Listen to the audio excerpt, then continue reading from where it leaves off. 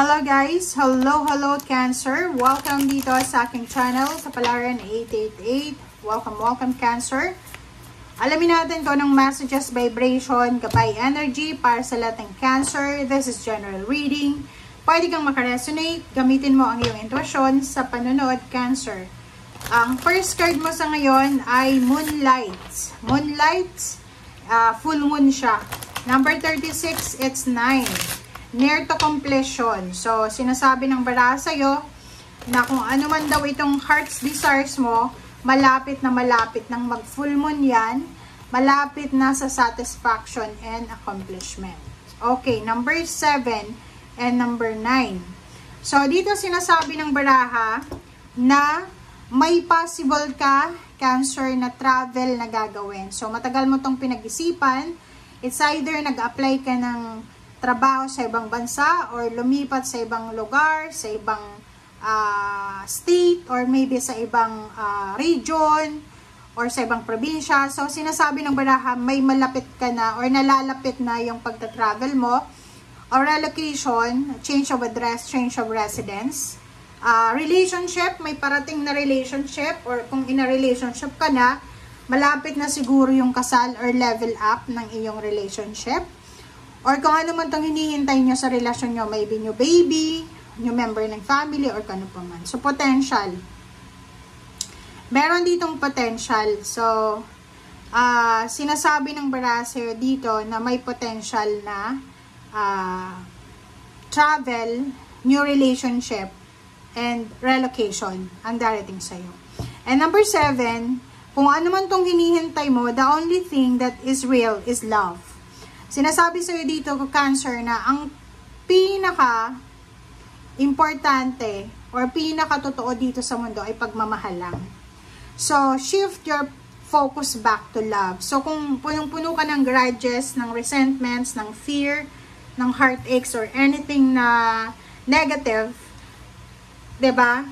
Shift your focus back to peace of mind, love, family, or kung ano pa man na pwedeng makabuti sa'yo.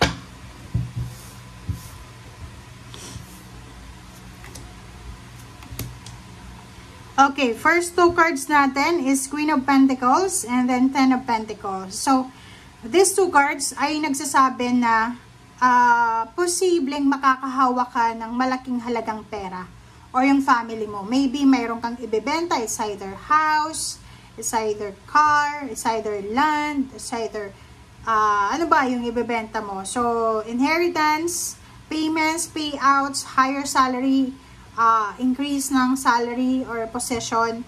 Basta sinasabi sir dito, Cancer, na makakahawak ka and your family ng lump sum of money. Okay?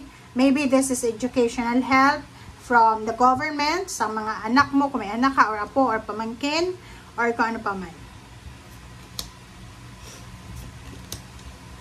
Okay, next card natin is the Tower. Okay, the Tower and the Five of Cups. The Tower and Five of Cups, sinasabi ng baraha sa'yo dito na Cancer, mag-isip ka ng mabuti. Okay, be careful of negativity sa paligid mo.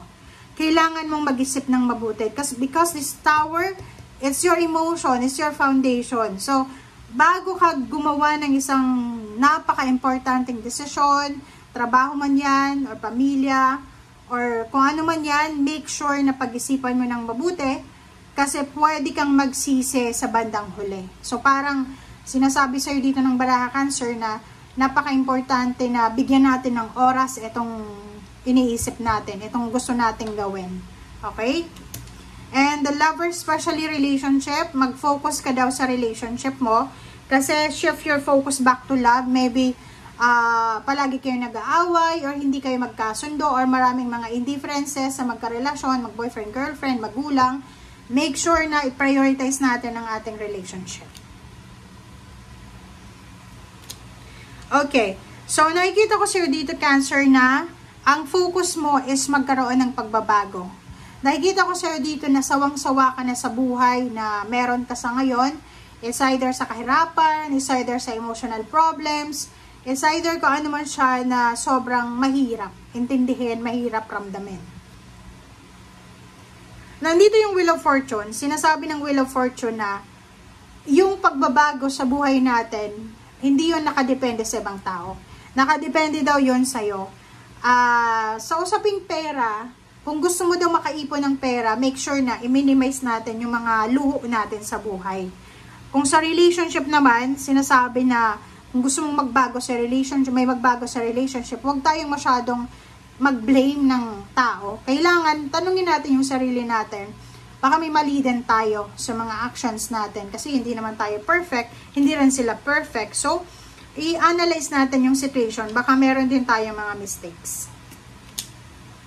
Okay, wow. So, dito sinasabi ng baraha sa'yo, Cancer, sa ilalim mo 0 to full. Isang good news, isang pagsisimula. Okay?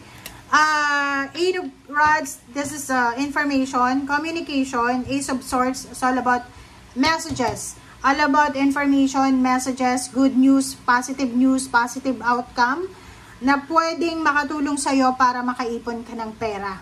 Okay? So, ano yung ibig sabihin nito? Ang sinasabi ng baraha sa'yo, isa sa magbabago sa ngayon sa'yo is sisimulan mo ito sa pera. Magbabago yung takbo ng salapi mo, and at the same time, magbabago yung takbo ng emotion. Etong direksyon na tinatahak mo ay nasa tamang direksyon ka. Kumbaga, etong Queen of Swords na ito, gusto mo ng financial freedom, gusto mo ng emotional freedom, bibigyan ka ng idea ng universe. Bibigyan ka niya ng idea, bibigyan ka niya ng point of views, ilalahad niya yon. Out of the blue, parang ganun, papasok ang isang sitwasyon sa buhay mo para makapili ka ng kung ano yung gusto mo. And this time, sinasabi ng baraha na ang good news na pwedeng dumating sa'yo is all about money. Pwedeng may pagkakataon ka na may promote, may pagkakataon ka ng tumaas yung salary mo, ma-relocate ka, or maybe may pagkakataon ka ng makapag-abroad, may pagkakataon ka ng kumbaga mabawasan yung mga expenses mo, and you will have the opportunity and potential na makapag-ipon ng pera. So, dito sa baraha mo, sa lahat ng ito, sinasabi na lahat may potential. May potential na magbago ang buhay mo, may potential ito na mag-level up. So, to the next level na siya. Okay? Thank you guys for watching, Cancer, and see you again. Bye!